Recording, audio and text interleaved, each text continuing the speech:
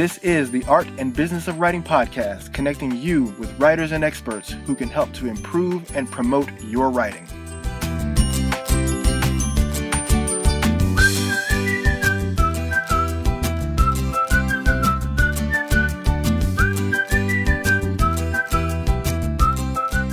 Dr. Stacia D. Kelly writes both fiction and nonfiction. She has most recently released a short ebook, Slim, Fit, Happy You, which was #1 on Amazon's Healthy Living bestseller list.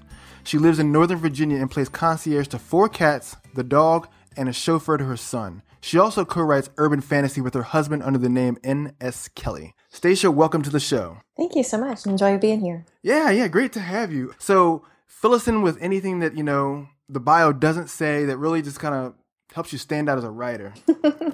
Oh boy, the list is long and varied. We were laughing this past weekend when I ran into another author, and he was joking about how many degrees he had in different areas. And I finally met somebody who is a more overachiever than I am about research and learning and development. When I add something into my writing genre, I tend to go after a certification or a degree just so I can talk about it better. Oh, wow.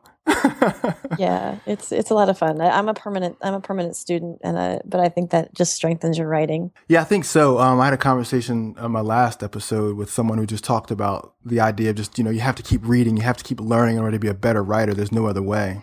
Mm-hmm. Very much so. And across genres too. When I was growing up, I only used to love historical romance, and then it got into contemporary romance, and then paranormal and historical, and it's kind of edged its way up into the most recent years. I've been reading books on Afghanistan history, books on U.S. railroad history. It's been varied.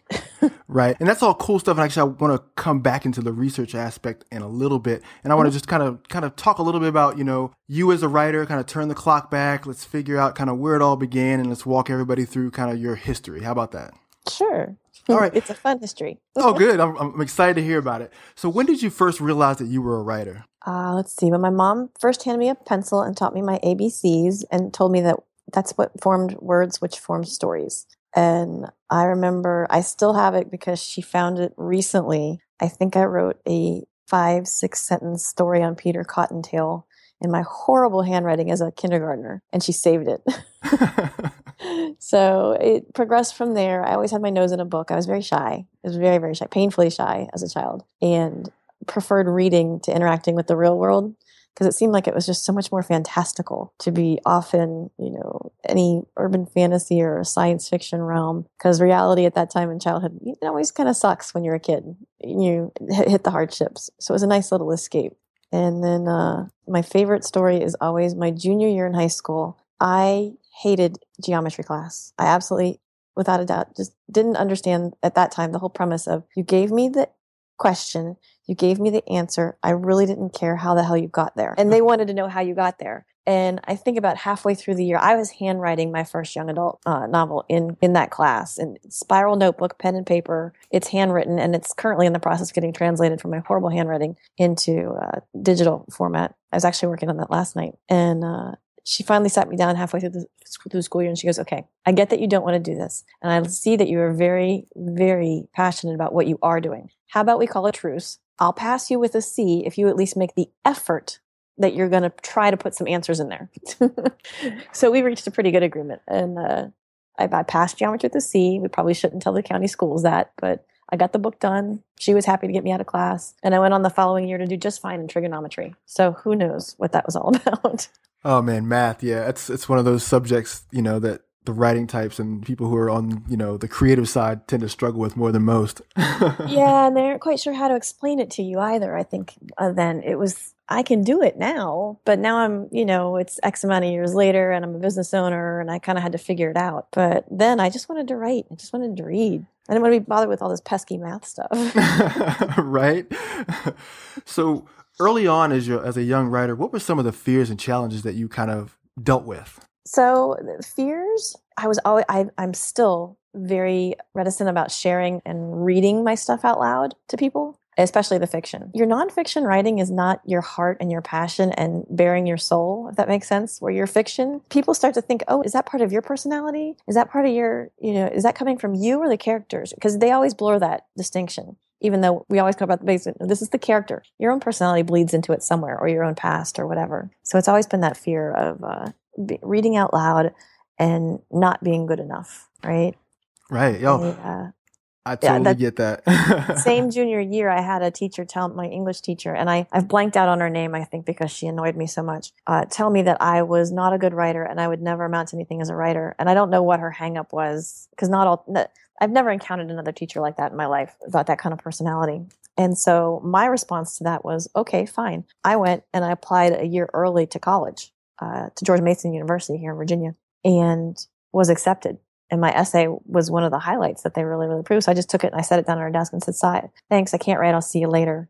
I went off the following year to Mason as a senior in high school, terrified. Got into the creative writing class, and the professor wanted me to go test out of the class because my writing was too elevated at the time. Wow. And I was like, okay, so you run into your fears and your challenges. Is how you're going to approach them. But I was really I still am, fearful of getting up and reading my stuff out loud because of the criticism. And I won't read reviews either.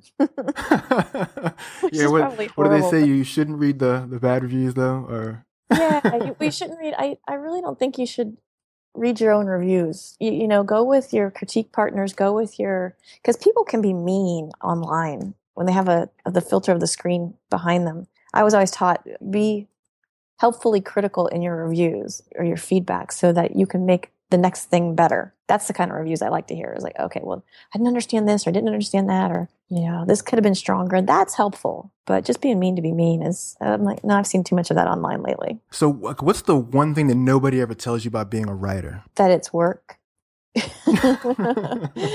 You think that it's the fear of the blank page and sitting down and getting the words on the page. Well, once you get the words on the page, then the fear becomes the editing process. Then you start getting the hang of that. Then the fear becomes, oh my God, I hit send and it's published. And oh my God, there's another book I got to go. It's a process. It changes as the process goes along. It really does. Nowadays, we've got, I don't know how many books are out now. I've got 5 nonfiction, 2 fiction, 3 of Nixon fiction, and 1 nonfiction for him. So now the process to me is so much easier. Yeah, I guess having done it so many times, you can kind of almost do it blindly in a sense, Yeah. Especially if you have a formula or a format that you're kind of working from, it makes it a lot easier. It does. Now no one ever tells you though that everybody thinks, I'm going to write this book and it's going to be kind of bestseller. No, it takes work, and you have to still do all the work. Even if you're with a traditional publishing house, you still have to do a lot of work to get the book sales up and then get your name out there. Because let's face it, if you're not a best-selling author already, they don't put as much effort behind getting your name out there. Yeah. And when you say a lot of work, like, I guess elaborate a little bit on what that means to do the work. Which work? The writing work or the publicizing work? The publicizing work. The marketing? So I sat down 2 weeks ago and did a book launch online with Facebook and Twitter and all that stuff, social media, and spent a solid 4 hours doing nothing but promo for the book. And please, hey guys, check out the book. We're doing a blitz right now. We're really trying to get people interested in it. And you hype it up that way too. I was exhausted after 4 hours. And that was just me on the computer and sending out emails and Facebook messages and Twitter messages, just really, really working around book launch time. But it's also going out to events and signing up for events to sell your books to the general public if that's the way you want to do it. Now, we have some authors that I know the process that they went through was much different, and they're selling thousands upon thousands of books monthly, which I find amazing and I absolutely love. So it's learning about the other venues that you can sell your books, not only the traditional book publishing events at a local venue or online, but where are all these hidden websites where the readers are? Oh, hey, I've got to have this following on Twitter and let them know about it without being a pain about it, right? Right. You don't want to jump your friends and go, hey, buy my book. You've got to buy my book. You didn't buy my book. I'm not that kind of author. I want you to buy the book. I'd love for you to buy it and like it and talk about it to your friends. But at the same time, I really just needed to get it out of my head and off my desk, because otherwise it starts getting cluttered in my head. Right. Now, that's interesting that you say that, just the idea of getting it off your desk. Do you think that as writers that we can sit on our work for too long? Oh, yes. The first fiction book, Fix, Goddess of Fire, was 9 years in the process. It's one of the National Novel Writing Month books that I worked on. It's the second one I did because the first one I failed. And it took me 9 years to go through edit processes and reading and reviewing and sending it out and finally hitting publish. And it was crazy. Wow. So 9 years, what was your hang up in that time? Was it just perfectionism? Was it just not sure about the book, or what? All of the above, and fear, because this would be my first work of fiction I was putting out. And that fiction stories are your babies. Those are your characters. They're your realms. They're your environment. And you put it out there and you're like, God, I hope everybody likes it. Nonfiction it's your area of expertise. People may not agree with it and data may change over time, but right now it is what it is, and it is the findings that you found. So that's a little less fearful, I guess. Right. No, it makes sense. It makes sense. I like how you said that, really, that just the distinction between the two genres is very clear. Let's take a look at your writing life a little more. What are you working on right now? Let's see. Last night, it was one of the young adult ones. I was contemplating taking it and putting it out as a serial novel on the blog I'm looking at Wattpad right now.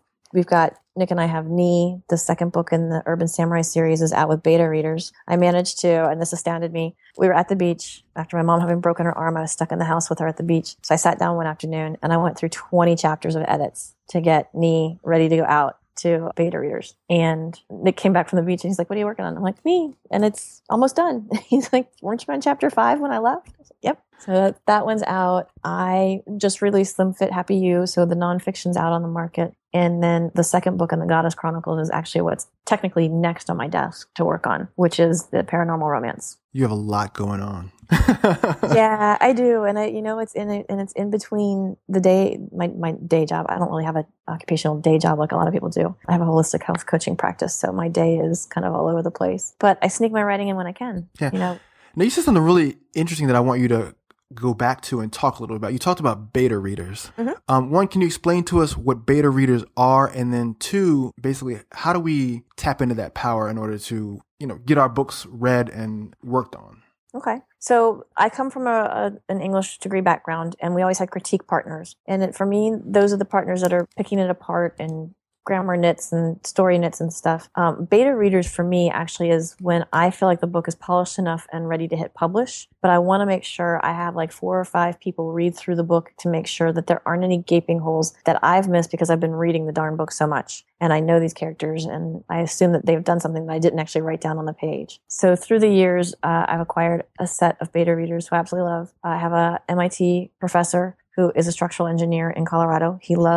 You wouldn't think he liked to read the crazy stuff I write, but he does. And he gives me some great feedback. A longtime writing partner, JT Bach, who's local to me here, and we've been almost 15 years working together. She goes through and reads everything and lets me know what the evolution cycles have been through the stories and whether they work. And then it's just finding people that in the writing community that you trust to read. And sometimes it can be a parent. If your parent is one of those people that is analytical, like a grammar Nazi for you, as well as willing to tell you that, no, this doesn't work. Not the parent that says, oh, I love it. That doesn't help. Right. And then with beta readers, when they share their critique with you, like, how do you weigh it in terms of value to your vision in the book and how you're going to apply it? I've learned to take a step back from the book as mine and realize that, okay, I've got the story on the page, but now I need to make sure it makes sense to people. And my perception is going to be different than somebody else's perception. We actually had a discussion about this today. Nick and I were looking at somebody's book cover, and the visual to me looked like it just looked off. And I asked Nick to verify that I was not crazy in my vision. And he goes, no, I can see one where she's coming from, but I also see where you're coming from. And this is why. And I said, okay, I can see that now. Because when you look at things, you can see them differently. And I just have complete trust and faith in my beta readers because we've been together so long that they don't make changes just to make changes. They make suggestions because it really was unclear, or they really, really thought that this particular section of the book was phenomenal or something like that. I'm not sure how to phrase that for people who don't have beta readers yet and are not sure what to expect. My beta reader, JT, is also one of my editors. So she and I have a system of, if I send it to her and say, I need a line edit, she only line edits. When I say, I need you to beta read this, she doesn't edit. She just sends back comments. And that's been far more helpful for me. Now, when I edit for other people, I tend to do a combined one because they're not used to having both a line edit, being able to delineate between a line edit and a beta read. But that's just how mine's evolved through the years. Very good. I think it's definitely a great tool for any writer to implement who's considering publishing a book or putting something out there to have someone actually beta read for them. So thanks for sharing that. Yes, because, and here's the thing. We miss 70% of our own errors. So I'm sure there are even errors in my stuff that I've missed. I try to you get better and better at that each time you go through the next book or whatever it is you're working on. But understand that you've got to outline it for whoever's going to be your beta reader as to what you want done and what you need help with. Just be clear on that, because otherwise you'll get all of these different types of people who try to rewrite stuff for you and all sorts of things. Right, and you just want them to read and comment. Mm-hmm. Let's look at some of your writing processes. With regard to your fiction, like, how do you approach writing fiction? It's evolved through the years as well. So I used to get this part of it doesn't change. Characters come to me in my head either through something I've seen or a question I've asked myself or a question somebody else has asked me. And yes, they do start talking in my head, but to each other, not to me. And I start fleshing out who they are. I figure out names. My names always have meaning in the fiction characters. There's always a meaning there. And sometimes you have to look it up. For the Samurai series, you actually have to take the names and look into history to see which historical figure they tie into. It's kind of fun. I don't publish that anywhere and tell anybody, but that's a little fun thing that you can go look up for Ichi and Ni and the whole Urban Samurai series. But the process starts there. It has evolved. I used to do it longhand before computers, or before I had access to computers. It tells you how old I am. And then we evolved into, it took me a long time to go from being able to writing it to be able to typing and thinking. And I know even my son doesn't have this issue. He goes directly to the computer now because handwriting is not as enforced nowadays. So he has no problem doing his thought process on the computer. And it took me a while to learn that. So I started out writing in Microsoft Word, and it used to drive me nuts because I would get stuck in that first chapter. Because with Microsoft Word, I couldn't go and bookmark it to get to the next space. I would always go back through and reread, and I would keep refining those first few chapters before I even got to the next one. And then the second year I did Nano, I found this amazing program called Scrivener, and I've never looked back. I still do a little bit of formatting in Word and then drop it back into Scrivener. But what Scrivener has allowed me to do is I can now storyboard things. And I used to be what's called a pantster. I would just write and let the story go. And after having worked with my husband on co-writing some things, I've now learned to outline and plot. It's taken years, but I go back. The pantster stories are still fine and they're still good. It's just now that I put more thought into where everything's going so that I can actually sit down and write the chapter without having to go, oh, well, what were they going to do next? And I can outline and I can go back and do how many drafts I've done. And then the other beautiful thing about Scrivener is it opens up where I left off. So if I was on chapter 3 in Gaian, I can go back and do my edits on chapter 3 without having to review 1 and 2 and getting stuck in that vicious loop of edits and reviews. And I can throw down on the nonfiction, I can nail out 8,000 words in a day. And on the fiction, I get tired around 4. And I'm like, okay, I've hit a nice little time to go rest, relax, or go research. Now, you just mentioned research. And then you also talked about how some of your characters have like historical significance to their names. Can you talk a little bit about your approach to researching for your books? Sure. The process isn't much different for fiction or nonfiction. I spend a lot of time, thank God now for Google and the internet and YouTube. For book 2 and Ni, I spent one night researching everything I could find about Bhutan and the Tiger Monastery in the Bhutan. And I don't really do much on YouTube usually. And I found all these videos of all these different hikers going up to the Tiger Monastery and all these aerial views and everything. I sat down that night and wrote an entire 4,000 word scene and layer upon layer about what I could do and the foliage and everything without having actually been there, which I thought was amazing. Because in all my history, I've never been able to do that. In the first book, we based it on the story is based in Washington, D.C. And since it's so close to us, Nick and I can actually go up to D.C. and follow the streets that we want to follow. And I can pull up the maps and do an aerial view of the map and figure out, okay, well, this store's here, the restaurant's here. This is the alleyway I want to use, and really keep it as real as possible, because that's what I like about urban fantasy. Now, for the paranormal romance, I get to do my own world building, but I still have to base it on laws of physics, or I at least have to make the laws of physics apply to my realms. And that part's kind of fun. And then for the nonfiction, I get to sit down and I think I went through 40 pages of legislation on the FDA and the deregulation of vitamins and supplements. My eyes were ready to cross. So it varies, but it's just the researcher in me. Once you figured out how to research and you know where to look for the things, we even research before each of the Urban Samurai series. I have to go and figure out what kind of demon I want to use in the next book and what that demon is capable of doing or what I'm going to make that demon be able to do, and kind of play with that too. I swear I'm going to make a demonology book too, a fictional demonology book. Now, with the research aspect, like how do you feel like that adds to your writing? Being able to like clearly define a specific thing or a place or an event and being able to incorporate it into your book. I think it gives it a little more reality. I know we're writing about fantastical things that can't actually happen, or in my realm of reality, sometimes in the fiction realm of reality, I really want to make sure that it sounds like it could happen and that you could be there, because I remember as a kid being able to lose myself in those books and really fall in love with the characters or fall in love with the realms. And, I don't write Lord of the Rings style, but I want you to still be able to get that kind of world creation. And, if you read our books and the co-written ones and you go downtown, you get to go, oh, hey, I know that place. They were talking about that here. Or they were talking about that there. And it gives you kind of a connection with your books and your authors. And I like having that connection. Yeah, definitely. Do you have any writing rituals? Well, we do participate in NaNoWriMo every November. I know it's crazy. 30 days, 50,000 words in 30 days.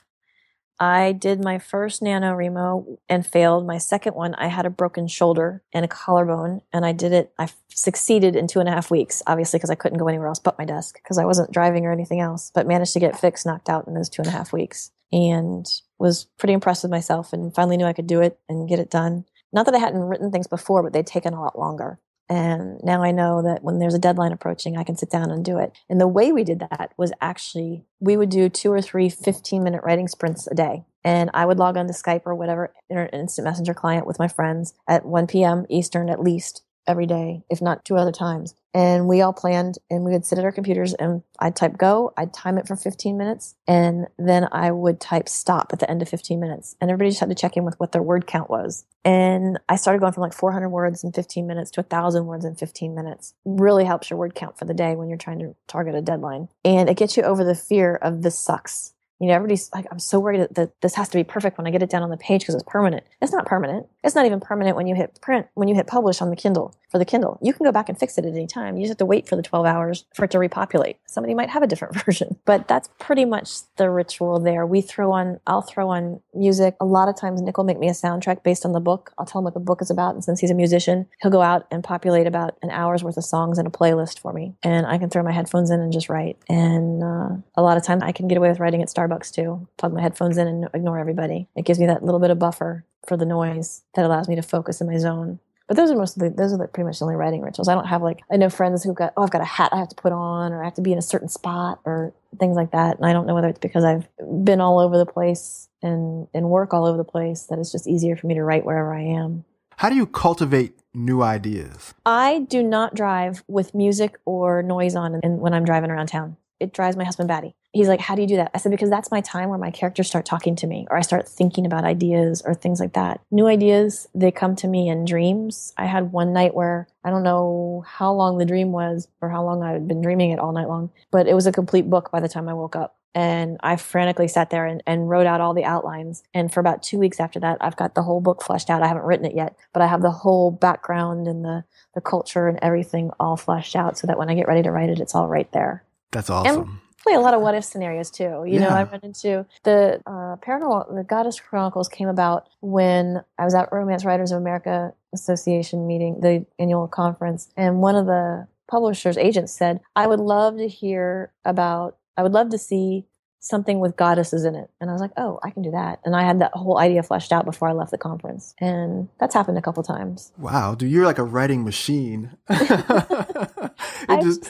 I've been writing since I was in kindergarten, and yeah, I can't tell you how many stories. I actually pulled out a ton of stories that I'd handwritten. I was looking at them going, oh my God, I didn't realize I wrote that. Oh my God, I didn't realize I wrote that. And, they're not all electronic yet, but they will be. There's 36 manuscripts and varying stages of finality on my hard drives. So that's just where they are. Now, as a writer, there's always that side of writing that, that we just don't like to do. Just plain and simple. What part of writing do you just not like?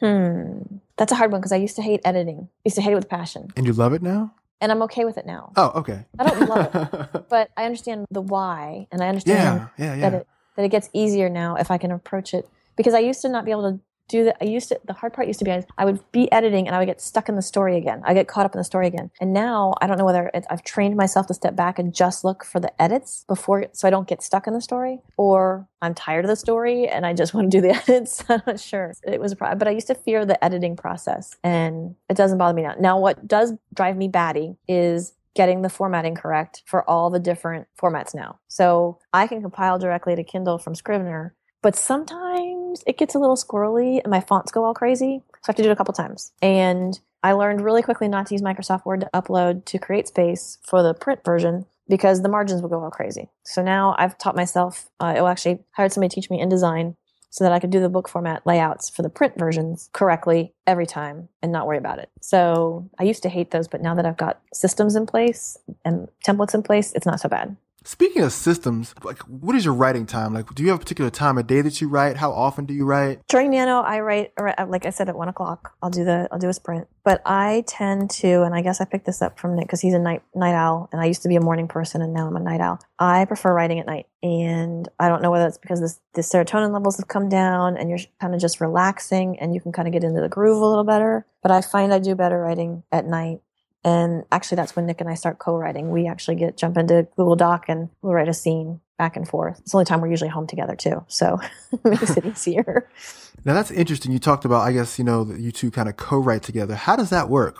It used to be difficult because we used to do it all via instant messenger, and it would drive me nuts because then I would have to take it, drop it into Word, clean it up, and then we'd go back and forth with it. And then we started trying to use Scrivener that way. And I was on a Mac and he was on a PC. And a couple years ago when there's a brownout, the Mac version is okay with it, but if you have it open on the PC, it locked it and corrupted it. So I think after the third time of me pulling my hair out about having to resurrect my file, I finally moved us over to Google Doc and said during our writing process, we're going to use Google Drive and a Google Doc because we can both be in the document at the same time and writing back and forth.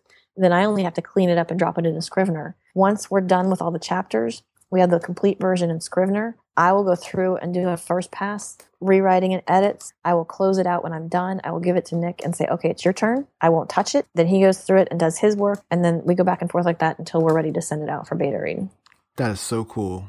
It's taken us a while to figure that out. But the nice thing is now is when he's on travel and we're working on a book, we can still do it that way. He can be at the hotel and I can be home and we can be in Google Docs and working away and going back and forth, figuring out what we want to do, and nothing corrupts. It all gets done and it gets written a lot faster that way. Very cool. So, writers can face blocks. We all do. I do. Others have. How do you get over your slumps? We had that recent slump with the Slim Fit Happy You. I didn't know where I wanted to start and I was procrastinating and it was very close to the deadline. And I finally told myself to knock it off and pick a topic and go research. And once I started researching, it started flowing a lot better. For fiction, I don't have as hard a time starting, but what I've learned to do is I don't stop writing that night at the end of a thought. I stop mid-sentence and maybe sometimes mid-scene because I already know where I'm going with the rest of the scene. So when I come back, I've already got something to write. Because I've learned if I stop at the end of the scene, at the end of the thought, it takes me that much longer to get back into the groove when I sit back down the next day. I love that. What a great idea. Yeah, I had to teach myself that because I used to just stare at the cursor on the screen going, I don't know what I want to write. This sucks. I'm going to start typing this sucks and type that over and over again until something starts coming out. But no, it's just, I've taught myself that if I stop in the middle, I'm good to go the next time when I sit down to write again. Love it. Well, let's look at the business side of writing. Mm-hmm. Now, we talked a little bit earlier about just kind of promoting your writing, and you talked about looking for different places to promote and, some of the unknown places. How do you find places to promote that you conventionally don't think about outside of social media, outside of kind of the obvious? Knowing some local writers and authors who are going through the same growing pains, we have found social media has been actually one of the best ways for us to connect with other authors. We have found some local some award-winning steampunk authors, T. Morris and Pip Ballantyne, are wonderful resources in that they've done both indie and traditional publishing, and they're still going through all the processes of both too. They've sent us off on some good things. Claudia Lefebvre is a young adult author, local author, and she does great on Wattpad and iTunes. And I didn't even think about those two things. So it's getting out and networking with other authors, checking on Twitter to see what other responses are there, and knowing that sometimes what used to work for traditional doesn't work now, and making friends and just communicating as much as possible, just asking the questions. I don't do a lot on Goodreads, but somebody else does. You finding out what works for you, where your target market is. That's always the hard part, is determining where your target market's living and breathing and reading. So knowing all that you know now just about kind of compiling books and putting them together and putting them in CreateSpace and selling them on Amazon or at book fairs, or what would you do differently if you were just starting out all over again, or if you were telling a new author, hey, this is how I would promote if I were you? Well, for the first one for me is don't stop writing. There's a period there where I stopped. It just life got in the way, things happened, and it took me a while to get back to my writing as me. And writing has always been a part of me. So that little hiatus there was just don't stop. Always write every day. And we had great recommendations from Jay Conrath, one of Nick's favorite authors. And he said, just keep writing, keep perfecting your writing and keep putting it out there and keep putting it out there. Because what's going to happen is somebody's going to fall in love with the first book. And if it takes them too long for them to find the second book, you're going to lose them as a reader. So you want to make sure that you're being prolific as a writer. That's been one of the biggest things for me. The day gets so busy and I haven't gotten any words down on the page for the next fiction one. I need to go back and do that. And I need to remind myself and put it on my calendar saying, dummy, you forgot you were supposed to be writing today, just like you went and did your workout today. Adding that to your calendar and sitting down with it. And the same thing for promotion. You need to schedule that in. Figure out, make a marketing strategy. Is your blog going to be your marketing strategy, or are you going to be on Facebook, Twitter? Are you going to use Are you a children's author and you want to use photos? We just had that discussion tonight with somebody else. She's like, I'm going to use Instagram and start publishing my photos once a week from each page of the book. Like, oh, that'd be kind of cool. I love that you said scheduling. I think it's so important to schedule everything, I was listening to a podcast, not a podcast, but a webinar from Michael Hyatt today. And he was talking about, just making a writing date and scheduling it every day with yourself. And just how important that is to keeping the momentum as a writer. So I'm glad you mentioned that. Even if it's just 15 minutes, if you schedule it every day, your subconscious starts going, oh, I need to be writing at 1 o'clock. I need to know what I want to write about. And the ideas start actually showing up on the page when you need them to, rather than just helter-skelter all over the place. Right. It's kind of like conditioning your mind, essentially, to be ready to write when you're ready for it to write. Exactly. Now, earlier you mentioned, that you use Scrivener, which is a fantastic software. What other writing tools do you use for your writing? As far as tools, I use Day One, which is an app that synchronizes. It's like a journaling app that synchronizes from my iPad, my iPhone, and my Mac. I'm obviously a Mac girl. But what I like about that is that I can say I'm at the gym and I'm on the bike and I have an idea and I want to type it up real fast on my phone. By the time I get home, it's already synchronized and I can just copy and paste it to where I need it to be. That's been a saving grace because now I've also learned I can talk to it and it translates. It dictates for me. And so I can dictate something on the road and by the time I get home, it's there, I'm ready to move it over. And I don't lose the idea. Like I said before, I do a lot of my thinking, a lot of my plotting and everything while I'm driving because it's quiet time. I know I'm stuck in traffic, so I might as well use it productively. In your introduction, we talked about how you were number one on Amazon's Healthy Living bestseller list. How do you achieve number one status on Amazon? Or how did you achieve it? So I hired a publicist who helped guide me through the process. Yes. Because one of the things was that I need somebody also to help scheduling my speaking engagements and keeping me on task and keeping me focused on what I needed to get done for the health business. And I'm sure when you're working for yourself, everything comes all at once and you start losing things. So the fact that my mom injured herself and I have all these deadlines, I've got the household to take care of and projects to be working on, I really just needed that extra person to help me schedule stuff. And so he's been great about that. He's been taking those calls. He's been checking my schedules. He's been, setting up appointments and things like that. So I could focus on getting the writing done. But then the other thing that I learned about working with Amazon not only allows you you can only set 2 categories when you upload your book. And it's predefined categories that they give you, and you can only go so deep. So even if you write about vampires and werewolves, you may only get to science fiction, paranormal. You may not get down to the I write about vampires aspect of it. So you have 2 categories to choose from, and then you have 7 keywords to pick. And those 7 keywords, you really need to go out and research keywords on Amazon to see where the ranking, how many books are in that category, what the rankings are of the top sellers in that category, how do they compare to your book? And then also, how many times certain words are used or themes are used within the body of your book. I didn't realize how much Amazon seems to scan the interior too. So they pick up on, if you put a keyword in there that is not showing up in your book, you're not going to show up in that category because they've done, and I don't understand the algorithms. I'm not a programmer. And I honestly don't go read everything that Amazon puts out about their algorithms because I think that would probably put me to sleep. But it does something there and it pushes you in that direction. So yeah, I sat and watched in a 4-hour window, or maybe a little longer, because we did the launch at, I want to say 1 o'clock Eastern time. And by 10:30 p.m., it was number one on Healthy Living. And that was pretty fun to watch. I don't normally watch the numbers. I don't pay attention to them because I'm usually off to the next thing because the books each had a purpose, and once I released them, they're out there.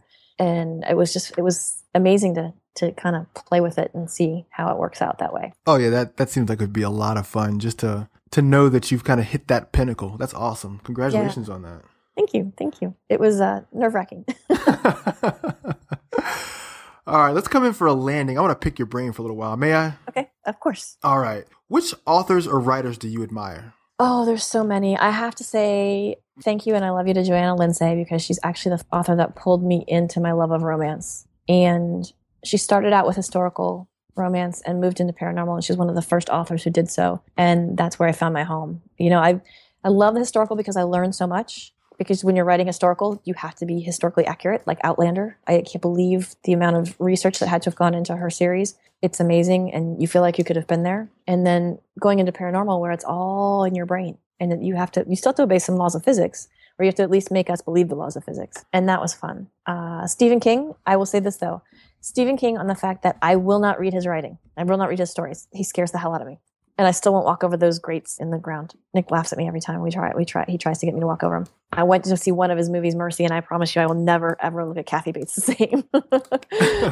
She just terrifies me no matter what she's roles. But on his book on writing was pivotal for me too, in my college years. And those kinds of things. Right now, I read everything I can get my hands on because there's so many good authors out there that are just not well known yet. You know, Nora Roberts, obviously, she's an amazing woman, amazing author, and has crossed genres too. And done it with style and grace. And she's so much fun to talk to in person. I've met her a couple of times. And, you know, it's just, there's a whole bunch of authors out there who are making a living, loving what they do and doing well at it. That in the last few years, T and Pip and Claudia, I don't know where I would be without them. They're local and they've been a huge help. And I love their realms and they're each unique and different. So it's varied, you know, anybody who's good at their job and they love what they do. That's what I admire. And the ones who are writing.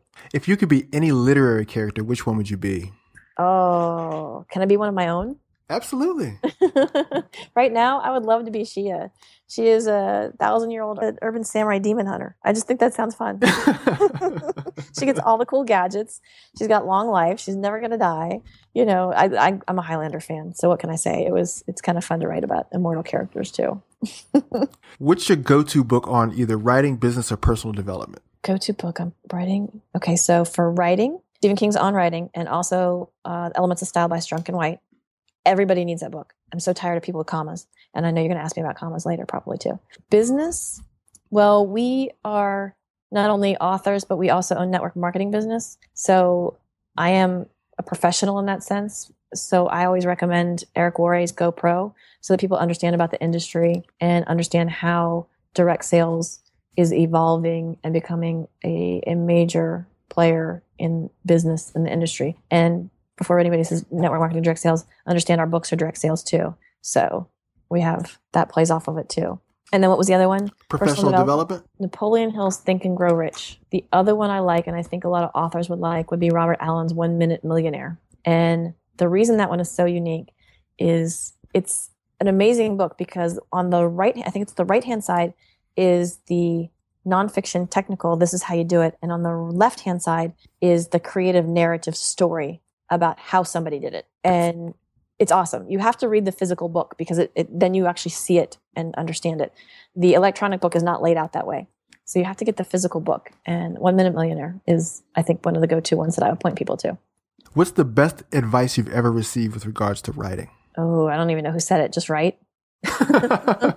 Keep it simple, right? Keep it simple. Sit down, shut up, and write. I think was what my mom. I think it might have been my mom. Sit down, shut up, and write. Yeah, she's always been my strongest supporter. She buys all our books, even though some of them she won't read because they're too violent. But that's okay. She's allowed to. Right. That's great. That's great advice, though. I love it. Sit down, shut up, and write. I'll have to put that on my wall somewhere. I'm going to need a shirt that says that, and just that, and I am plotting, not actually a serial killer. I know. I love all the witty writing memes and puns that you see online. They're so fun. Mm-hmm. All right. So Stacia, how can our listeners connect with you? I'd say the easiest way is staciakelly.com. You can find me there, and you'll find me on LinkedIn, Twitter, Facebook. I love social media. We are social media ambassadors for our company. And I took a long time studying social media before I jumped in to figure out what I wanted to do with it. but the website's the easiest. All right. Stacia, thank you so much for joining me today. You're welcome. This was a lot of fun. Yeah, it was. And, best of luck to you and Nick in all your future writing endeavors. Thank you. Thank you. I'm sure you're going to see a lot this year before the end of the year. That's my goal. Oh, that's exciting. Wow, what an inspiring episode. If you weren't able to take notes, I've got you covered. Visit my website at www.chrisjonesinc.com/podcast to get today's show notes, as well as access other episodes you may have missed. Be sure to subscribe and rate the podcast on iTunes. I'd love to hear from you. Until next time.